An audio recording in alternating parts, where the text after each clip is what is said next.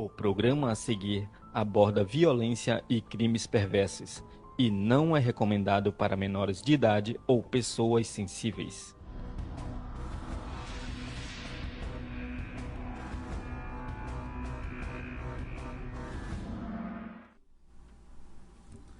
Oi, gente, boa tarde. Estamos aqui. Eu sou Bruna Chagas e a gente começa mais um Além do Crime podcast, o primeiro podcast True Crime da região norte do Brasil. E hoje nós vamos falar sobre um caso que chocou o Brasil, só que foi lá no Acre, aqui do ladinho, aqui do Amazonas. Então, para me ajudar nisso, é claro, como sempre, a doutora Penélope Antoni, né, doutora advogada. Tudo bem, Pé? Tudo bem, Bruna? E aí, como é que vamos nesse caso de hoje? Caso Larissa, O caso, decapitada pelo namorado. infelizmente, é um caso brutal, bárbaro que aconteceu no Acre, mas antes também eu quero aproveitar e apresentar a nossa convidada especialíssima, Flávia Bueno. Deixa eu abrir aqui. A Flávia Bueno é psicóloga clínica, perita técnica do TJ, né, Tribunal de Justiça do Amazonas, professora de graduação e pós-graduação, trabalhou no sistema prisional por 9 anos, né? Bem-vinda, Flávia. Muito obrigada pelo convite. Vamos debater esse tema que é muito interessante e orientar também as jovens que estão participando, tá bom? Obrigada. E também, direto do Acre, já abriu aí o microfone do nosso convidado mais que especial, delegado do caso Larissa Costa, direto do Acre. Nosso convidado é o delegado Martim Hessel. Bem-vindo, delegado. Oi, boa tarde, Bruna. Boa tarde, doutora Penélope e doutora Flávia também. É um prazer participar. Infelizmente, esse tema feminicídio tem acontecido muito, né, e a gente espera que isso diminua, né, que essa legislação e que as autoridades consigam botar um freio também, né, nesse tipo de crime. Só pedindo licença, que eu vou ler um pouquinho aqui do currículo do doutor Martim Cavalcante Hessel, tá, doutor? Ele foi delegado de polícia do Acre em 2011, coordenador da Regional do Baixo Acre e titular da Delegacia do município de Plácido de Castro. Foi delegado do DHPP entre 2018 e 2020, inclusive foi na época do caso, né, da Larissa. Foi diretor do Departamento de Inteligência da PCAC, que é a Polícia Civil do Acre, né, e também delegado do DRACO. Foi diretor-presidente do Instituto de Administração Penitenciária do Acre entre 2014 e 2017. Muito obrigada pelo seu tempo, viu, doutor? Eu que agradeço. Então, antes de a gente começar nosso debate, eu tenho que A avisar... gente Não, vai- na verdade, antes de passar o resumo... Ah, desculpa, eu que tô atrapalhada. Ao vivo acontece.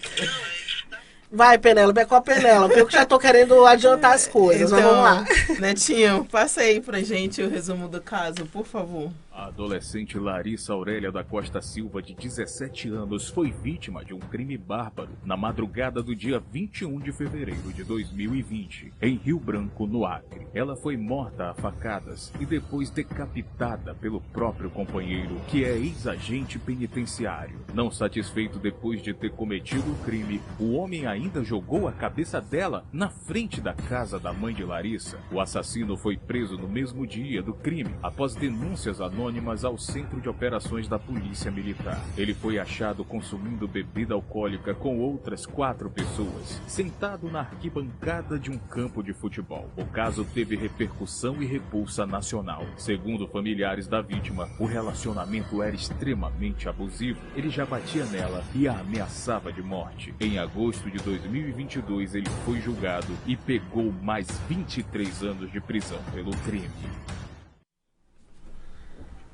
Como vocês puderam ver aí, né, gente, é um caso realmente bárbaro, né, que não se faz com ninguém, isso é um crime hediondo. Mas antes, eu preciso avisar para vocês que a mãe, a família, entrou em contato com a gente depois de anos, eles não falam com jornalista, eles não falaram com ninguém, e eles entraram em contato com a gente assim que eles souberam que nós iríamos falar desse caso. E depois de uma conversa, eles apoiaram, né, o podcast, porque a gente vai orientar outras pessoas, outras famílias, para que não aconteça o que aconteceu com a Larissa Costa, que na época tinha 17 anos. Então, eu vou passar um áudio para vocês ouvirem, um trecho do áudio, porque ela mandou muitos áudios e eu ouvi todos. A irmã da Larissa também mandou um áudio, então acho importante vocês ouvirem também um pouco do que foi esse sentimento, né, do que aconteceu com a família logo após o assassinato. Só um minutinho. Vou pegar aqui. O nome da mãe é Dona Maria. Deixa eu pegar aqui, ó. Gente, ao vivo é assim mesmo. Deixa eu só catar aqui o nome dela. Pegar ela aqui. Eu já tinha deixado tudo ok. Peraí. Penélope também ouviu, né, Penélope? Ouvi tudo. Gente, vai entrando aí enquanto a gente tá caçando aqui. Vão entrando, compartilhando e curtindo. Tu vai botar? É o primeiro. Primeiro. Pode Tem botar. aqui. Induziu ela, né? Ela com 14 anos, ela estudava, ela ia pra igreja. Ele induziu ela a largar tudo isso. Eu não sabia que ela usava droga. Depois eu soube, né? Por causa dele que ele induziu ela com 14 anos, você entendeu? Eu não queria, eu falava pra ela não ir, não falava não ir. E eu não podia amarrar ela dentro de casa, né? Não tinha como amarrar ela. Não tinha como. Aí, depois de um tempo, começou as agressões. Eu falava, perguntava, ela nunca dizia que era, que não era. Nunca dizia aquilo. Nunca dizia ela. Né? Nunca dizia. Ele... Ixi, nossa, chega da... É coisa ruim, né, gente? Sabe? Se a gente lembrar disso. Na realidade, eu tô conseguindo falar disso agora. 3 anos depois, né? Eu nunca falei isso com ninguém. Não conseguia. Na realidade, eu não conseguia falar. Essa é a verdade. Não conseguia falar nada. Outra coisa. Não, aí agora eu quero passar o da Leandra. Foi o último que eu te mandei, Penélope. Acho que foi esse aqui. Da Leandra. Moça, é assim, ó. O caso da Larissa é um caso muito revoltante pra nossa família. Porque, assim, é um caso que não tem motivação. Ela era uma menina totalmente dependente dele, né? A gente já tinha perdido completamente, assim, basicamente completamente contato com ela. Só quem tinha contato com ela era a mãe dela, no caso, né? Ela sempre esteve muito comigo na minha casa, mas a partir do momento que ele começou a agredi-la, eu falei pra ela que eu não queria mais ele na minha casa. Mas quando ela precisasse de mim, se ela precisasse sair do convívio com ele, me procurasse, ela poderia ir, mas eu não aceitava ele mais dentro da minha casa. Meu esposo também, na época, não quis ter contato mais com ele, e aí ela se afastou de mim. Então, a gente perdeu completamente o contato com ela. Só quem tinha contato com ela era meu pai, às vezes, e a mãe dela, né? Que nós duas somos irmãs por parte de pai. E é assim, é um caso muito revoltante, porque a Larissa, ela tinha 17 anos na época, né? Tinha acabado de completar 17 anos. Ela não tinha maldade. Era uma menina totalmente dependente dele. Tinha muitos sonhos, queria estudar, queria trabalhar. Eu, inclusive, ajudei ela uma época que ela queria trabalhar, ajudei ela Passa só mais um pouquinho, gente. Trufas pra ela. Não tá passando mais um pouquinho. Ele não deixou. Ele era completamente abusivo com ela, assim, controlador. Ela não podia ter celular, ele não dava celular pra ela, quando ela queria falar comigo, eu falava pelo telefone dele e era ele do lado pra saber tudo que ela falava.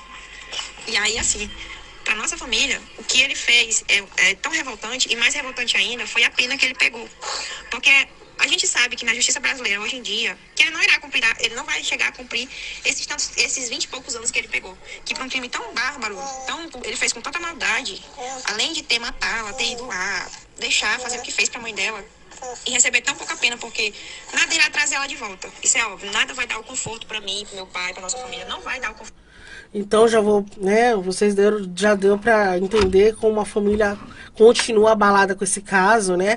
Então eu já queria começar a falar já com o delegado, né, o doutor Martim, que inclusive eu falei para ele que a mãe dele, em outros áudios, é porque não saiu nesse, mas nos outros áudios ela fala que foi, além da violência extrema, né, de ele ter feito tudo aquilo, ele ainda provavelmente tenha abusado sexualmente dela, porque encontraram ela, salvo engano, ela me explicou, que encontraram ela com as vestes de baixo, né, as roupas retiradas. Então, eu queria que o senhor comentasse um pouco, desde o início, doutor, como é que foi para o senhor pegar esse caso, o senhor estava onde, estava na delegacia, como é que foi?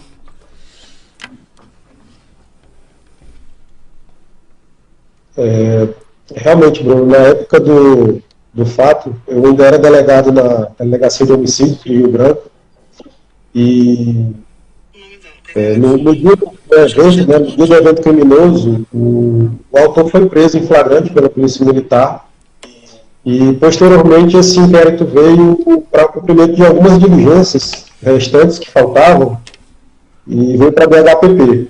Né? E aí a gente deu sequência à investigação, né, aos pedidos que faltavam, para poder depois encaminhar ao Judiciário e o Ministério Público poder oferecer a denúncia. Né? E, durante essa investigação, foi constatado que no local do evento, né, após toda a briga que eles tiveram naquele dia, após ele ter assassinado e decapitado, né, a vítima, a Larissa, né, que convivia maritalmente com ele já há alguns anos, né, e como foi colocado aí, né, nós tomamos conhecimento que ele tinha afastado a Larissa da família, que ela se afastou da família por causa dele, né, que ele era usuário de drogas, né, e a gente acredita que no dia do fato, ele estava muito drogado, né, e em razão da briga que tiveram, ele tomou a decisão de assassiná-la e decapitá-la, né. Soubemos que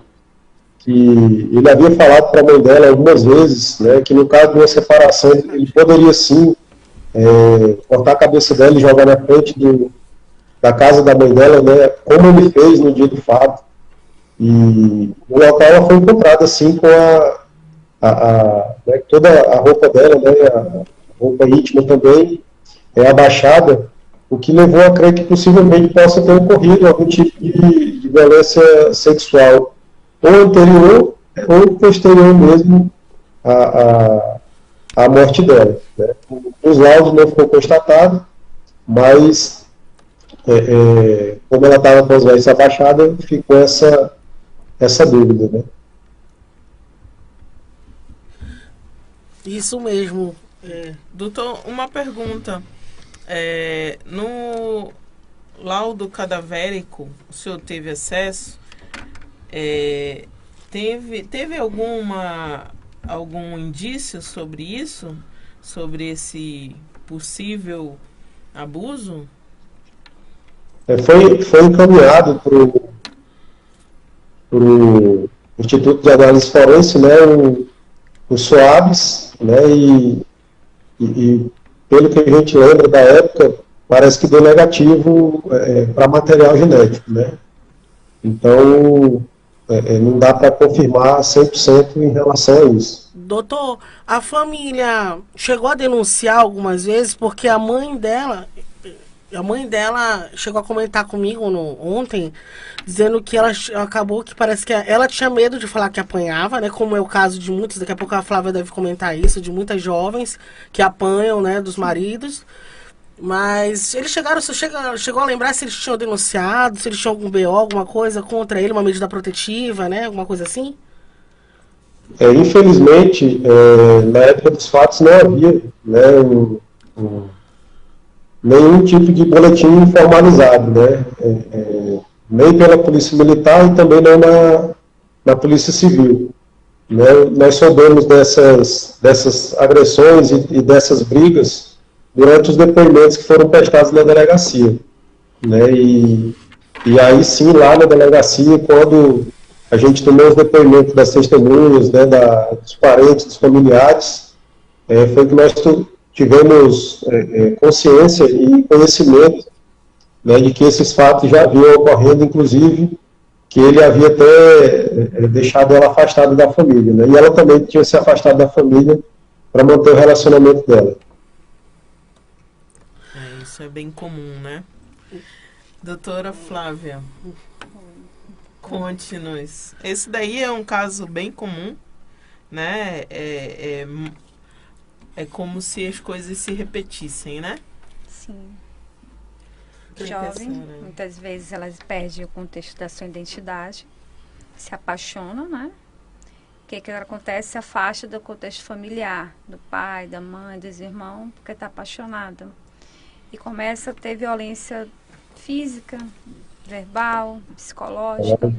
E muitas vezes elas têm vergonha de pedir ajuda, porque está apaixonada e acha que a pessoa vai mudar de comportamento. E não muda, vai piorando mais ainda. E o caso Larissa, ela 17, ele com 37 anos. tá? Já tem uma vida, já tinha vivido mais do que a Larissa. E os pais perderam completamente o domínio. Como a mãe dela mesma relatou, ela começou a usar droga, né? Por causa dele. Então a Larissa começou a sair do mundo dela, entrar no mundo dele. Não estava mais estudando, não estava mais vivendo, estava vivendo ele. Acho que ela não tinha nem celular. O celular era dele, né? Era dele. Ela se comunicava pelo celular dele. Sim. O relacionamento abusivo é assim, né? Eu queria que você falasse um pouquinho sobre o relacionamento abusivo. A pessoa já é doente, o C é doente. E ele adoece a companheira, porque ele relata para a companheira que todo mundo é errado, só ele é certo. E como a menina está apaixonada, e ela acredita na fala dele, a paixão deixa ela completamente cega.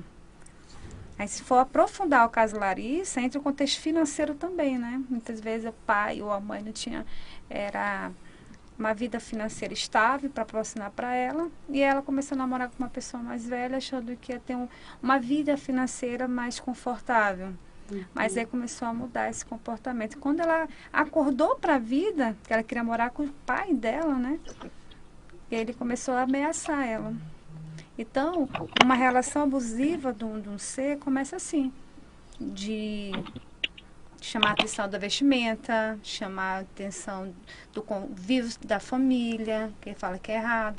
E ela, para não magoar ele, para não sofrer consequências, ela vai aceitando, vai aceitando, vai aceitando.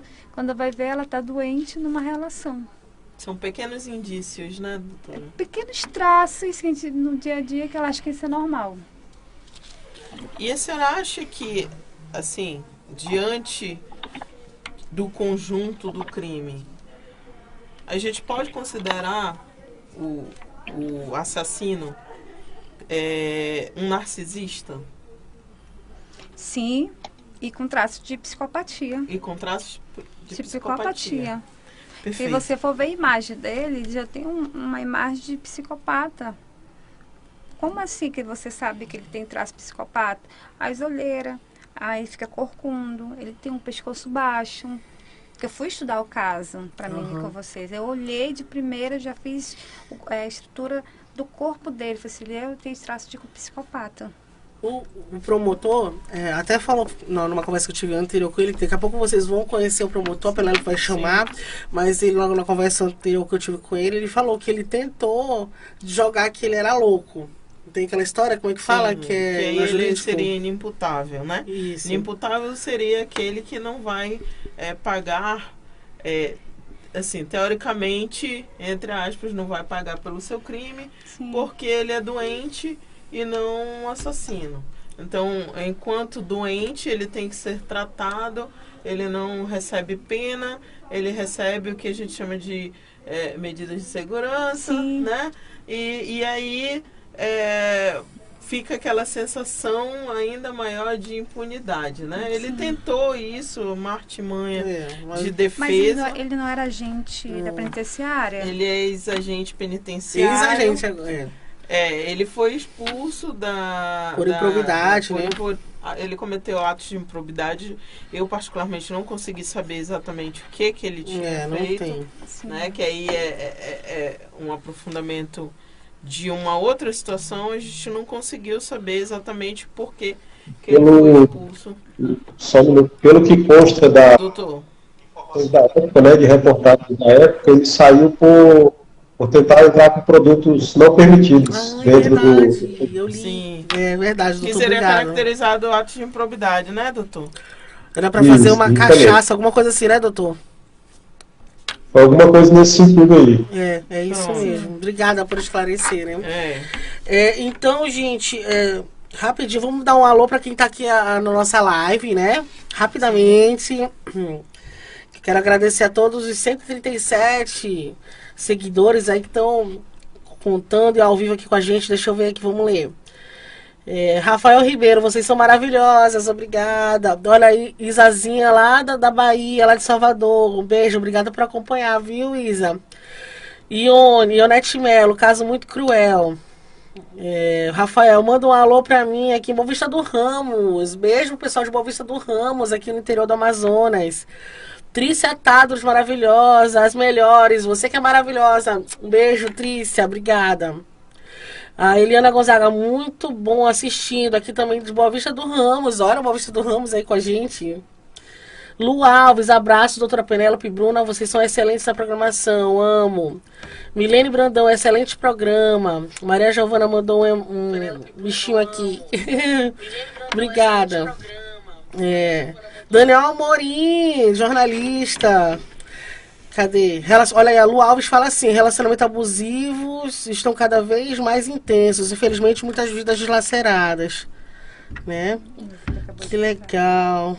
Gente, muita gente mandando. Rosa Maciel, é um tema muito importante, muito boa entrevista. Eu já passei por relacionamento abusivo e é assim mesmo. Sim. Tá vendo? Gente, muito obrigada. Compartilhem, curtam. Lembrem-se que a gente também tá no Spotify, tá?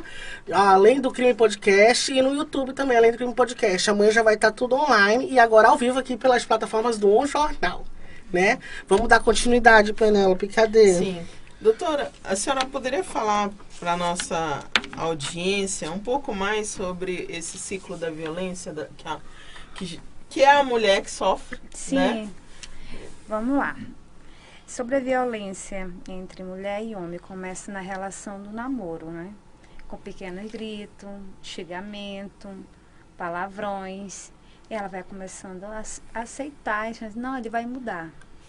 Aí se casam. Daquele grito vem a parte física, né? Machuca. Que ela diz, não, isso aí tá nervoso. A gente vê que a pessoa tá doente e acha que a pessoa vai mudar, né? Não, ele tá passa nervoso, a mão na cabeça, né? Calma que ele vai mudar. Aí vem os parentes, vamos denunciar, vamos fazer um BO. Sim. Não, não quero prejudicar ele, não, porque ele é muito bem. Aí então é aquela gaiola de ouro, né? Gaiola de ouro que eu não posso denunciar ele porque eu tenho onde vou indo melhor na minha casa. Então começa de um grito, de um xingamento, de palavrões. E esse negócio de afastar da família é muito claro. A Leandra, que é a irmã da Larissa, falou Sim. aqui pra gente. Ele afastou completamente a da família. Então, mesmo que eles quisessem, né, ela mantinha isso, ela não tinha celular pra falar com a família. Provavelmente ele ameaçava ela, né? Se você for pra casa da sua mãe, vai acontecer isso. A mãe falou até isso. A mãe disse que ele ameaçava como se fosse matar a mãe e os irmãos. Isso. Entendeu? É uma forma de manipular a situação. Eu preciso estar sabendo de tudo. Vou manipular ela de alguma forma. Então, a Larissa sofreu ameaça, abuso, crimes psicológicos, a gente não sabemos, ameaça do pai, da mãe, dos irmãos. Então, o medo que ela teve é muito grande.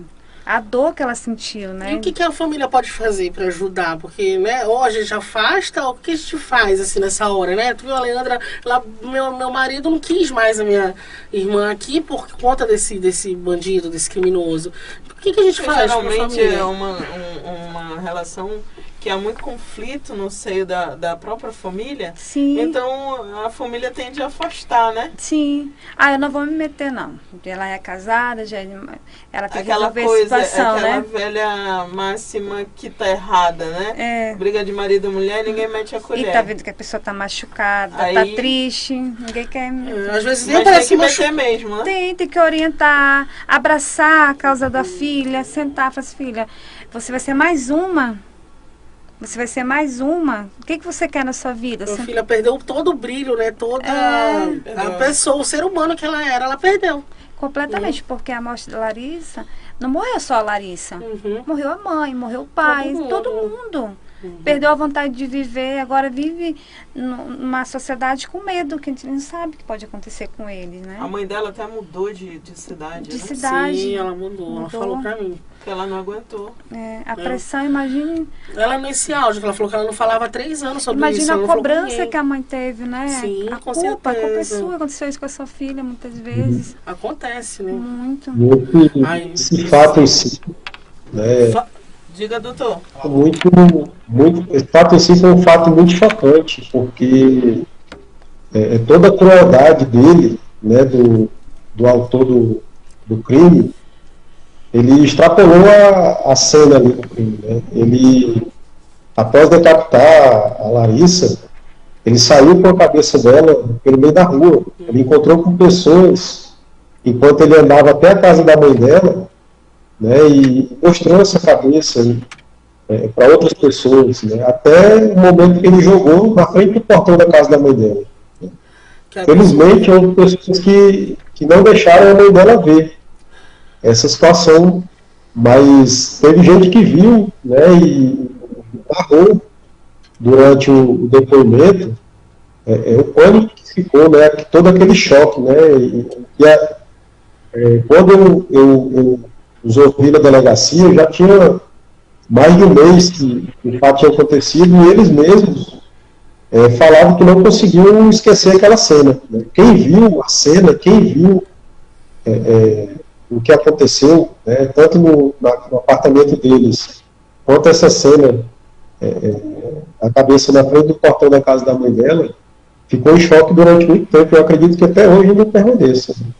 E isso por uma mistura fatal, né, que é a droga e aquele ciúme doentio, né, como a doutora Flávia falou, é uma mistura que não vai dar certo, né, o relacionamento abusivo, o ciúme excessivo do autor, né, combinado com o uso de droga, né, subjugou a Larissa e, infelizmente, cometeu essa crueldade sem tamanho com ela. Né. E ele, na época, doutor, eu li nas reportagens, né, que ele também era tão abusado que ele não quis nem dizer o motivo pro senhor, né, quando o senhor prendeu ele lá no campo de futebol, ele estava com os amigos bebendo, não era isso? Isso, foi com a polícia militar, né, ele confessou imediatamente o crime, né, não mostrou remorso, até porque pela própria ação dele, após o fato, né, de largar a cabeça dela lá, e continuar se embriagando e usando drogas, né, e continuar andando normalmente como se nada tivesse ocorrido, né, mostra o tamanho da crueldade dele e da falta de qualquer senso crítico, né, porque foi preso, confessou, não falou o motivo, mas também não mostrou arrependimento, né, e posteriormente também nós descobrimos, né, vídeos no celular dele, do dia do fato, em que ele filmava a Larissa, né, procurando alguma marca, como se ele tivesse estado com outra pessoa, sendo que era o ciúme doentio dele, né, que fazia com que ele agisse dessa forma, né, misturado com a droga. Infelizmente, tivemos mais um caso de feminicídio, né. Doutor, me surgiu aqui uma curiosidade. Foi cogitado algum tipo de premeditação? Tendo em vista que ele já havia comentado com a mãe que ele iria fazer, e exatamente ele comentou como ele iria fazer e fez do jeito que ele falou que iria fazer, né? Justamente. Essa questão aí a gente acredita que sim, né? E eu não sei se nos quesitos lá da condenação entrou como alguma causa de aumento, né? Mas o indiciamento nós vamos qualificar com todos os incisos lá do artigo 121 possíveis, né? Motivo fútil, torpe, por meio insidioso ou cruel, que impossibilitou a defesa da vítima, né? E também ainda com as características aí do feminicídio, né? Pelo fato da própria vítima ser mulher e estar vivendo um relacionamento abusivo. Né? Sim. Importante isso, destacar que foi um feminicídio, né? Agora, Netinho, vamos mostrar o vídeo do promotor de justiça? Foi o motivo que ele cometeu o crime? Ele mencionou que era por conta de traição. Fez isso por conta de traição, alegou também problema mental, lembro bem disso. Inclusive foi feito um laudo de exame de sanidade e constatou que ele não tinha, ele não era uma pessoa inimputável. Mas a questão da traição era mais uma forma dele justificar aquele ato. Porque a Larissa não tinha celular, usava o celular dele, não podia sair de casa, só saía acompanhada por ele. Era uma adolescente com a vida absolutamente privada por conta dessa relação de abuso que ele tinha com ela. Então a traição nunca existiu ali. Pelo próprio contexto, pela própria vida, era quase que uma vida de escravidão. O crime de feminicídio, eu costumo dizer que é uma morte anunciada. Ele não acontece de uma hora para outra. Larissa, a vítima, às vezes chegou na casa da mãe, machucada, tinha vergonha de falar. Em alguns períodos desse relacionamento que ela teve com Ivan Ioié, o nome dele, ela era proibida de ir até a casa da mãe, principalmente se ela estava com o corpo lesionado, com hematomas. Foi um julgamento bem intenso, que envolveu grandes emoções nesse julgamento. Eu costumo dizer que o feminicídio é uma morte anunciada. A mulher passa por várias ameaças, agressões, isso se repete dentro daquilo que a gente chama de ciclo de violência, até que surge o evento morte. E a vítima, pela forma como ela vivia aquele relacionamento, pela relação de poder que tinha ali, o menosprezo, porque se você observar o próprio cadáver da vítima, houve ali um menosprezo na hora daquela morte. Não era suficiente matar, tinha que impor sofrimento, tinha que decapitar, tinha que... Enfim, depois de tudo isso, pegar a cabeça e jogar no quintal da casa da mãe. Então foi um julgamento, 14 anos de Ministério Público, 14 anos fazendo júri, nada parecido. O caso merecia a pena máxima, que seria, no caso, 30 anos. Lembro que, quando da sentença, a pena ficou um pouco abaixo disso e nós recorremos. Apelamos da sentença para que essa pena fosse aumentada. Todas as circunstâncias judiciais ali, entendemos que eram desfavoráveis. O crime tinha 3 qualificadoras, a crueldade, a maneira como ela foi executada, a frieza, todo o contexto que antes da morte, como mencionei, circunstâncias judiciais que, no nosso sentir, somadas às qualificadoras do crime, que entendo que a pena deveria ser a máxima. Feminicídio, né? Falando de Acre, o feminicídio é um problema nosso. Temos índices altos de feminicídio. Nós temos que atuar de forma a empoderar, esclarecer as mulheres para que elas consigam, a partir do momento em que o relacionamento passa a ser violento, abusivo, agressivo, que elas consigam se desvencilhar disso. Então, a sociedade precisa ser esclarecida quanto a isso. Não só a mulher, mas os seus familiares, o pai, a mãe, que possa identificar esses fatos que antecedem a morte, de forma a salvar a vida da vítima, a vida da filha.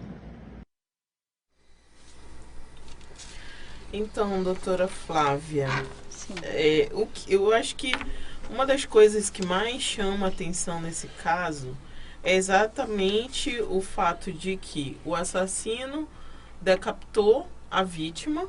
Sim. Né? Esse não é muito uma novidade, porque a gente já teve vários assassinatos, vários feminicídios dessa maneira, né? Mas o que diferencia esse crime dos demais é o fato dele ter andado na rua, como o doutor Martim relatou aqui pra gente, andado na rua com a cabeça e jogado na frente do portão da mãe. O que leva uma pessoa a fazer isso? O que a gente pode pensar de uma pessoa dessa? É tão frio, né? É uma coisa pessoa absurda, que, né?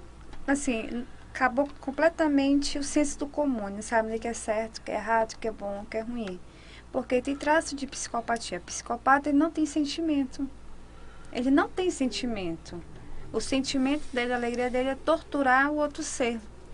Então, ele andando no meio da rua com a cabeça da Larissa, para ele deixar andando com uma sacola normal. Mesmo que o pessoal estivesse gritando, querendo bater nele, mas ele deixava que era normal, não dá. Porque ele tem um traço de psicopatia, de torturar, de manipular a situação. Tem até uma pergunta aqui, justamente do Santiago, né? Santiago Fidel. Lá da Bahia. Como é possível identificar os traços de um psicopata? Primeiro é sedutor. Todo psicopata é sedutor. Ele consegue seduzir. Ele é uma pessoa que ele é um bom ouvinte, fala bem também, gosta de escutar. Ele gosta de estudar o espaço, tá? Ele estuda o comportamento das pessoas, ele estuda a fragilidade das pessoas. Excelente observador. Que é aquela pessoa que é um bom moço, né? Que não tem defeito. Certo. Mas todo ser tem defeito. Só um adendo, né? A mãe dela falou comigo ontem, dizendo justamente isso, que logo no início ele parecia um cara legal. Tipo assim, nunca imaginou que iria fazer isso com a filha dela. Claro que depois, com os acontecimentos, mas no início, jamais ela imaginou. Porque o psicopata é uma pessoa que ele mostra que ele é uma pessoa correta, faz tudo de bom, não tem maldade, porque ele quer controlar, ele quer cativar as pessoas. Não sei se vocês assistiram um filme chamado O Perfume. O Perfume, sim. Né? Maravilhoso, já li o livro também. Aí pode perceber que ele é um cara sedutor, educado, ele consegue manipular, conquistar com facilidade. Imagine as palavras que ele falou para Larissa, né? Para cativar ela, conquistar, deixar ela apaixonada, para depois mostrar outro lado dele de lobo mau, vamos falar assim, aquele lobo mau que quer fazer maldade. O verdadeiro eu dele, né? Então, quando ele anda no meio da rua com a cabeça da Larissa, ele compra também um sentimento. Ele não mostra nem um pingo de sentimento, nem amor pela Larissa. Deixa eu só agradecer ao doutor Teotônio Rodrigues Soares Júnior, que foi o promotor de justiça que a gente ouviu há pouco, tá? Lá do Acre, né? Sim. O Ministério Público do Acre. O doutor Teotônio Rodrigues, ele é pós-graduado em processo penal, né? Membro do GAECO lá do Acre, do Ministério Público do Acre. E ele é promotor do júri da capital Rio Branco, lá no Acre. E ele foi quem ele foi quem foi a acusação do crime da Larissa, né? Isso. Obrigada, viu, doutor? E o Ministério Público do Acre e as meninas da assessoria também me ajudaram muito aí nessa gravação. Obrigada.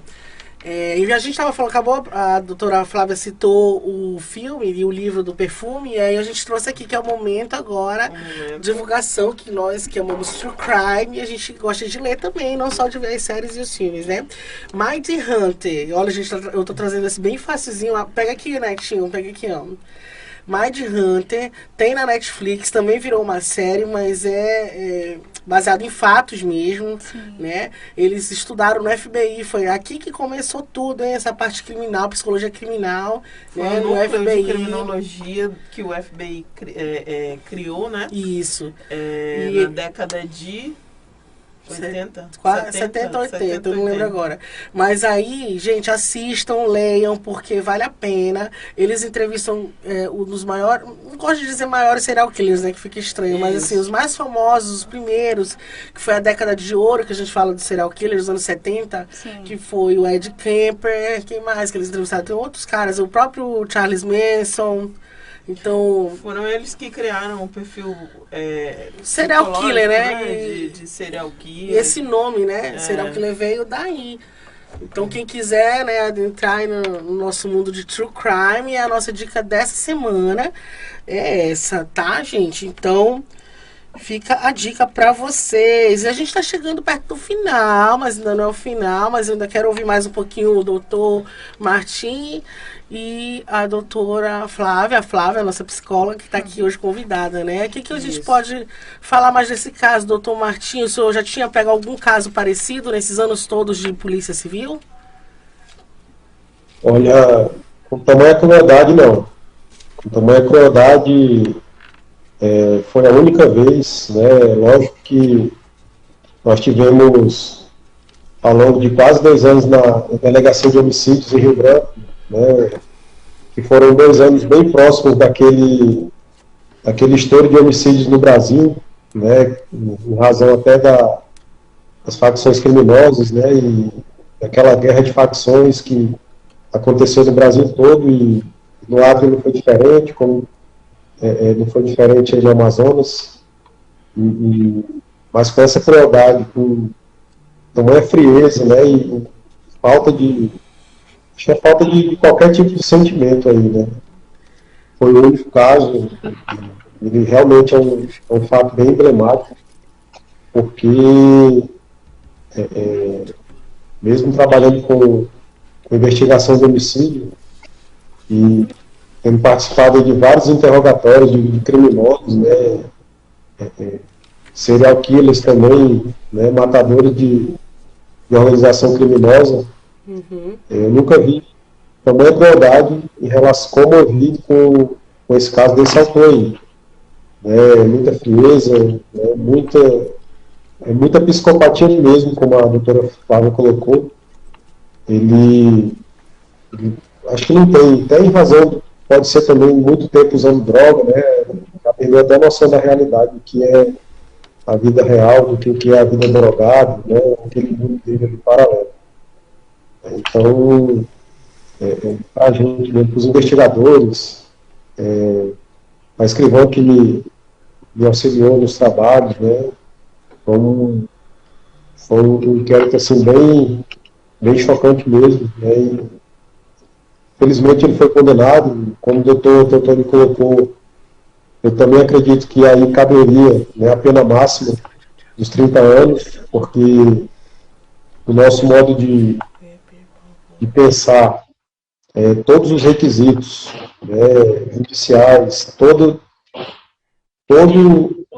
as qualificadoras possíveis, né, para esse crime foram totalmente demonstradas, inclusive todas as provas coletadas levaram a isso, mas vai para o júri e em algum momento eu acredito que nos quesitos lá pode ter ocorrido aí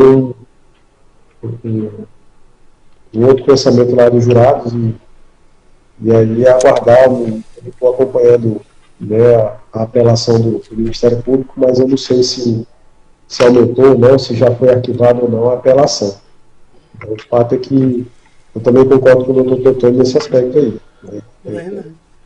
Já tivemos vários casos durante esse tempo que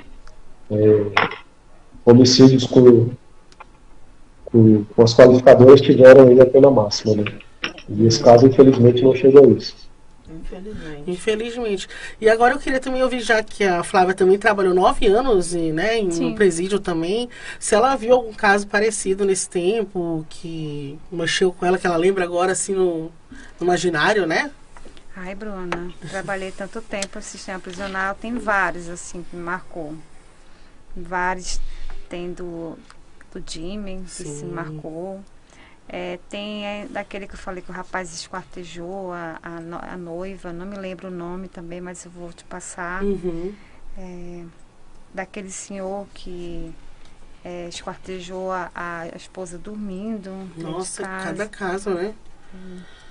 Não dá nem pra enumerar qual é o pior, né? Da Jerusa, né?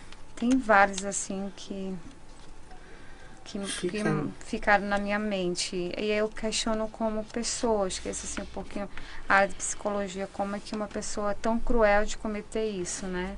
Você faz uma triagem com ele, relatando por detalhes. Muitas vezes de forma muito fria. Muito fria, parece que estava contando uma piada, entendeu? Assim, uma natural, historinha na minha frente, contando, e eu falei assim, o que passa na cabeça de uma pessoa desse? Está doente, perdeu o sentido. E eles vão decorrer. Aí o que acontece? Entre o contexto do empirismo, a religião, entre na penitenciária, é outro mundo para eles começam a ter religião. Depois de 6 meses, eles já estão numa igreja, tudinho. Você tem que fazer outra triagem. Eles falam, já aceitei Jesus. E lá fora, tu não tinha Jesus, não? Ou só aqui dentro? Que eles começam a manipular, a fantasiar que eles se tornaram uma pessoa do bem. Importante, hein? Um questionamento a se fazer, né? Todos eles acabam entrando. Eles vão para a sala da psicossocial com a Bíblia embaixo do braço e já chega uma defesa, doutora, aceitei Jesus. E eu perguntava, e lá fora, tu não tinha Jesus não? Só aqui apareceu Jesus na tua vida? Mas tem um lance desse, né, que eles trabalhando na igreja dentro do presídio, alguma coisa assim, que eu não sei se eu já li. Para diminuir a pena, né? Então, eles aproveitam, né? Muitos aproveitam, né? Alguns talvez até aceitem mesmo Jesus lá dentro, né? Assim, uma porcentagem muito baixa, né? Baixa, assim. Acho que entre mais para para maquiar, para fantasiar, falar que Talvez também para ter o que fazer lá dentro. Talvez. Eu acho que muito para se proteger também, né? Dizem que não mexem quando Tem tantos fatores, a gente vou colocar aqui, precisa mais de outra quinta-feira para mim vir para cá. Quinta-feira a gente conversa sobre isso, é verdade. Mas assim, é um ser que é doente. Sim. Podemos confirmar que eles não se tornaram, já era doente. O ciúme, né? No caso da Larissa, ele chegou até a dizer que era traição, mas nem era, nem ficou nada comprovado, não tem nada disso. E mesmo assim, não tem direito nenhum, né, doutora? Já tem que deixar claro para a população, para as mães, para a família. Negócio de ciúme não é isso correto, não é normal, porque se for estudar profundo sobre relacionamento no contexto da psicologia, se eu tenho ciúme do meu parceiro, é porque eu não quero ver o mesmo ato que eu estou fazendo. É um reflexo do meu comportamento. Então eu começo a ter ciúme, minha cabeça começa a trabalhar, poxa, eu fiz aquilo, será que ela vai fazer isso comigo? Então a mente da pessoa começa a trabalhar mil. Doutor Martim, eu queria que o senhor falasse pra gente aqui como é que tá a questão se há uma delegacia especializada em crimes contra a mulher. Aqui no Amazonas nós temos, né? Como é que tá funcionando aí? Em Rio Branco há, né, a Delegacia da Mulher, no município Cruzeiro do Sul também, que é o segundo maior município do Acre. Os demais são delegacias gerais, né, que atendem a todo tipo de crime, né, e fazem também esse atendimento de violência doméstica. Recentemente foi criado um projeto, né, de acolhimento a essas vítimas, né, tanto de violência doméstica como de outros tipos de violência, né, para esse público mais vulnerável. E assim tem ocorrido e temos tentado buscar melhorar esse atendimento, né, esse acolhimento também. Então, doutor, eu gostaria que o senhor falasse para as mulheres acreanas, porque aí aqui a gente fala com as nossas, né, as amazonenses, elas podem procurar, como é que vai lá na delegacia, pode procurar, faz as medidas, pede as medidas protetivas que devem acontecer, né? A gente gostaria que o senhor desse essa indicação, essa orientação para as mulheres que estão sofrendo violência doméstica nesse momento. O que elas devem fazer? Elas podem fazer de duas formas, né, inicialmente, ou diretamente pelo 190, para que uma viatura da Polícia Militar vá até o endereço, né, no caso de estar ocorrendo, ou para se evitar um mal maior, né. Existem as patrulhas Maria da Penha, né, que são feitas pela Polícia Militar, esse primeiro atendimento, ou se for uma coisa que já vem ocorrendo e chegou, vamos dizer assim, no limite, a vítima pode procurar as delegacias da mulher, né, em Rio Branco, o atendimento é 24 horas, também no interior, e então logo a autoridade policial tomar conhecimento, todos os procedimentos com relação às medidas protetivas, né, serão tomados junto ao Poder Judiciário para que essa violência se cesse, né, seja interrompida imediatamente. Certo. Então, e aqui no Amazonas, só para a gente comentar, né, também temos a Delegacia da Mulher contra mulheres. Então, quem estiver sofrendo nesse momento, não deixe passar. Fale com alguém, não quer ir pra delegacia, fala com a família, né, Sim, Flávia? fala com a família, com um parente, amiga, alguém próximo que vizinho possa te ajudar. Pode denunciar. Né, os vizinhos também podem denunciar, é bem claro isso. Tem que meter a colher sim e tentar orientar, porque com muitas jovens, eles não têm a experiência que a gente tem depois de anos, né? Não. Essas meninas de 15, 16, 17 anos, a gente precisa orientá-las o melhor possível. Seria fundamental um projeto no ensino médico, adolescente, orientar, trabalhar dinâmica, trazer vídeo, trazer temas para debater, para elas terem um olhar diferente quando for entrar numa relação. Seria muito bom trabalhar com as adolescentes. Ninguém apanha porque gosta, né? Não é não, tem que falar para as meninas. Não é não. É isso mesmo. Isso. E também tem que ensinar os meninos a não baterem, né? Porque Sim, tem isso também. sim. Falam sempre do empoderamento feminino, mas falta isso, de dizer não é não. Vai ensinar os meninos também. Respeitar o limite de cada um. De cada ser humano, né? Gente, a gente está chegando ao final, faltam 5 minutinhos, mas eu preciso dar um recado, Penélope e Flávia e o delegado Martim, por favor, que a gente agora abriu esse espaço aí pro pessoal do Acre, né, gente? Muito obrigado, pessoal do Acre, que está assistindo a gente. Continuem toda quinta-feira, às 16 horas, ao vivo aqui de Manaus, mas aí 15 horas no Acre, né? Eu preciso dizer para vocês que semana que vem a gente vai tratar de um caso do Amazonas, né? Na outra vai ser do Brasil e na outra provavelmente de Roraima, mas vamos devagar, né, Bruna? Vamos lá. A semana que vem vai ser do Amazonas. Do Amazonas, qual é um caso super famoso, já é antigão, dos anos 70. É o caso Monstro da Colina. Lembra, Penélope, que a gente já... Vou avisar que a nossa querida Gisela, maravilhosa, que é professora e dona lá do portal, não, como é que a gente fala? Do Manaus de antigamente, do pessoal do Manaus, do site Manaus de antigamente, que todo mundo conhece, hein? Aqui, pelo menos em Manaus, o Acre vai conhecer também Manaus de antigamente.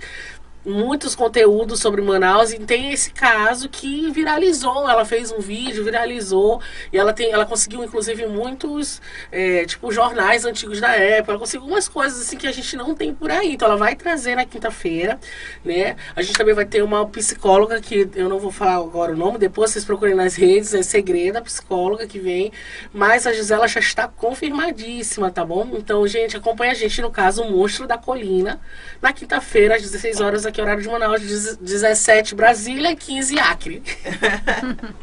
Tá bom? Não deixe de acompanhar a gente. Lembrando também que nós temos o Spotify. Amanhã já vai estar esse episódio disponível no nosso Spotify, Além do Crime Podcast, e YouTube também, Além do Crime Podcast, né?